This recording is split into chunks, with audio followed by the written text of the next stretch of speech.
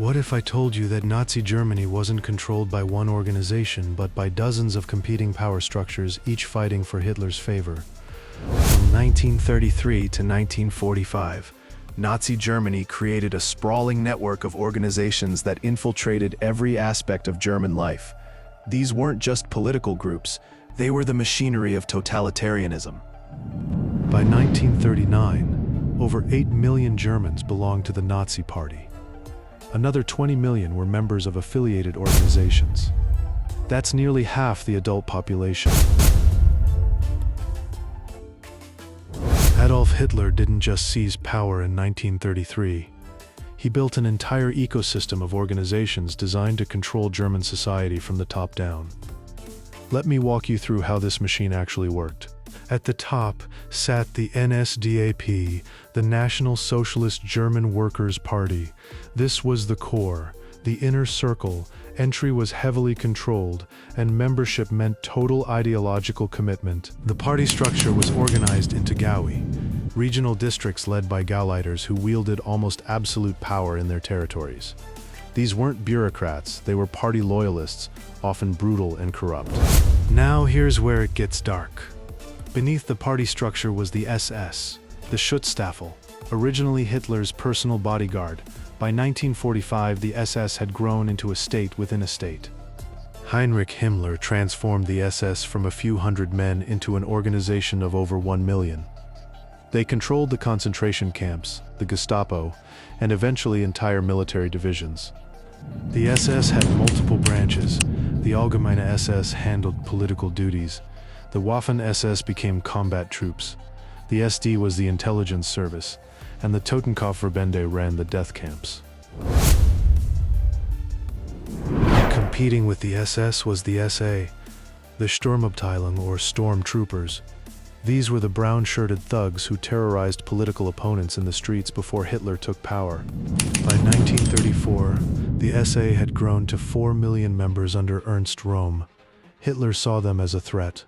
On the night of the Long Knives, the SS murdered Röhm and hundreds of SA leaders. After that purge, the SA was neutered. They became little more than a ceremonial organization, while the SS took over as Hitler's primary instrument of terror.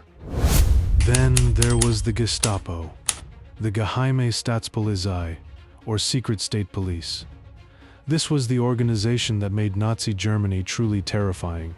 They could arrest anyone, for any reason, with no trial. The Gestapo had only about 32,000 agents, but they controlled a population of 80 million. How? Through fear and informants. Neighbors spied on neighbors. Children reported parents. The Nazis also controlled minds. The Ministry of Propaganda under Joseph Goebbels turned information itself into a weapon. Every newspaper, radio broadcast, film, and book went through their censors. Goebbels understood something crucial. Control what people see and hear, and you control what they believe. The propaganda ministry employed over 1,000 censors and produced over 1,300 films.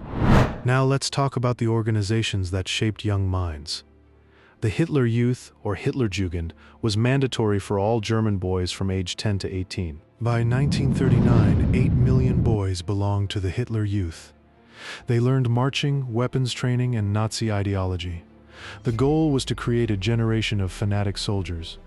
Girls joined the League of German Maidens, the BDM. They learned domestic skills, but also racial ideology and loyalty to the regime. By 18, these girls were expected to become mothers of the master race. The German Labor Front, the DAF, replaced all independent trade unions in 1933. 25 million workers were forced to join. It wasn't about protecting workers, it was about controlling them. The DAF controlled wages, working conditions, and even leisure time. Through its Strength Through Joy program, it organized vacations, concerts, and sports. Entertainment became another form of control. For professionals, there were specialized organizations. The Reich Chamber of Culture controlled artists, writers, musicians, and journalists. If you weren't a member, you couldn't work. The National Socialist Teachers League controlled education. Textbooks were rewritten to glorify Germanic history and demonize Jews. Math problems calculated the cost of caring for disabled people. Even religion wasn't safe. The German Christians movement tried to merge Christianity with Nazi ideology, removing Jewish elements from the Bible and replacing crosses with swastikas. Now we need to talk about the organizations specifically designed for persecution. The Reich Security Main Office, the RSHA, coordinated the Holocaust. It combined the Gestapo, criminal police, and SD under one command. Reinhard Heydrich ran the RSHA. He was known as the Butcher of Prague and the architect of the final solution. His death by Czech resistance fighters in 1942 triggered brutal reprisals. The RSHA coordinated deportations across Europe. It managed concentration camps. It organized Einsatzgruppen death squads in occupied territories. Over 6 million Jews and millions of others died in the Holocaust. Then there was the Ahnenerbe, the Ancestral Heritage Society. On the surface, it was about archaeology and ancient Germanic history. In reality, it conducted horrific medical experiments and searched for evidence to prove Nazi racial theories. The Lebensborn program was equally disturbing. It aimed to increase the Aryan birth rate through selective breeding programs. Children were kidnapped from occupied countries if they looked Aryan enough and raised as Germans. Understanding these organizations shows us how a modern state can systematically destroy human rights. Each organization had a specific function. Together, they created a totalitarian system where dissent was impossible and genocide became state policy. The Nazis didn't just control government and military. They infiltrated every aspect of German life through these organizations, from what you read to what you believed, from your workplace to your school, from birth to death, the system surrounded you. What's terrifying is how ordinary people participated. Many weren't fanatical Nazis. They were teachers, doctors, factory workers, bureaucrats. They followed orders. They rationalized. They looked the other way. Hannah Arendt, who covered the Eichmann trial, wrote about the banality of evil. Evil doesn't always look like a monster. Sometimes it looks like a clerk stamping deportation papers, following procedure, going home for dinner. Because the warning signs are universal.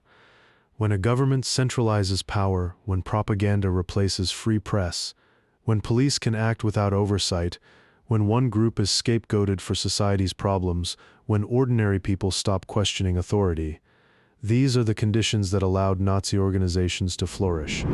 Democracy isn't natural. Freedom isn't guaranteed. These things must be actively defended.